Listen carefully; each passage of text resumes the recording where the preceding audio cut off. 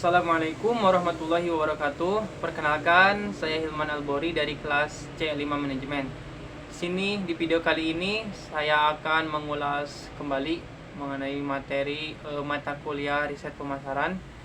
Tugas ini saya buat untuk memenuhi tugas penilaian tengah semester mata kuliah riset pemasaran. Oke, langsung saja masuk kepada materinya. Yang pertama itu adanya perubahan paradigma dalam bisnis. Nah, apa sih perubahan paradigma dalam bisnis? Nah, perubahan paradigma dalam bisnis adalah suatu perubahan atau perkembangan secara besar dalam cara suatu perusahaan atau bisnis memproduksi suatu barang atau jasa. Jadi, pergeseran paradigma bisnis ini seringkali terjadi ketika adanya teknologi, terus adanya peralatan yang baru, dan diperkenalkan ke perusahaan secara drastis dengan cara fungsinya. Jadi kalau misalkan datang nih suatu teknologi atau inovasi atau juga peralatan yang baru, itu juga bisa mempengaruhi perusahaan untuk memproduksi. Misalkan dulunya perusahaan ini masih memproduksi barang itu dengan cara manual yang hasilnya tuh hanya paling beberapa atau tidak maksimal. Nah, ketika datang peralatan yang baru atau yang canggih atau teknologi yang baru juga, nah jadi perusahaan bisa memaksimalkan nilai produksinya. Oke, selanjutnya terus berikut adalah beberapa jenis perubahan paradigma.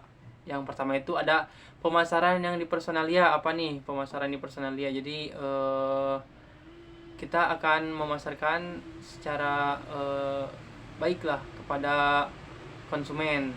Lalu yang kedua ada analisis data waktu nyata. Nah, yang ketiga ada telekomunikasi. Nah, biasanya dalam telekomunikasi itu ada perubahan yang misalkan dari segi komunikasi atau informasi itu lebih cepat dan akurat. Lalu yang keempat ada perdagangan elektronik. Nah, jadi di sekarang ini kan lagi musim atau lagi banyak, bukan musim ya, emang lagi zamannya. Di zaman sekarang itu pemasaran itu lebih gencar dalam dunia online atau lebih kita kenal di e-commerce atau ya all shop seperti itu. Lalu yang selanjutnya ada apa sih yang harus dilakukan terhadap perubahan paradigma? Nah, yang pertama apa yang harus dilakukan? Yang pertama itu yang pertama mengidentifikasi tantangan apapun. Jadi kita harus mengidentifikasi masalah atau bisa pandai-pandai membaca situasi atau mengambil peluang seperti itu. Dan kita juga harus mencari solusinya, jangan hanya mencari kesalahan atau mencari peluang tapi tidak dicarikan solusinya. Selanjutnya mengembangkan strategi utama. Jadi kita harus mengembangkan strategi perusahaan kita. Oke. Yang selanjutnya ada memprioritaskan pelanggan. Nah, jadi kita harus memprioritaskan pelanggan biar apa? Biar pelanggan itu tidak berpaling kepada pengusaha lain atau kepada atau intinya biar pelanggan itu tidak pindah kepada orang lain seperti itu. Lanjut.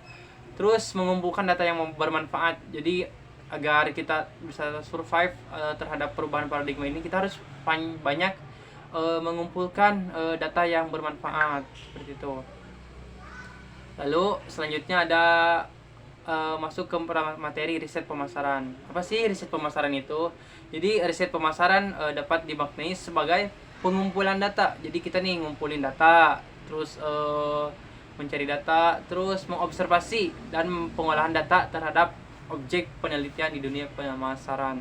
Jadi kita setelah mengumpulkan data, kita mengobservasi nih, kita amati apakah sesuai apa yang kita riset ini, atau kan biasanya adanya riset itu karena adanya pertanyaan. Nah, jadi dari riset ini tujuannya buat apa? Biar kita dapat menemukan jawaban dari pertanyaan tersebut. Dengan kata lain juga butuh proses demi memperoleh data yang objektif dan akurat. Jadi riset juga memerlukan waktu yang lumayan tidak sebentar ya. Jadi memerlukan waktu biar apa? Biar hasilnya objektif dan akurat gitu.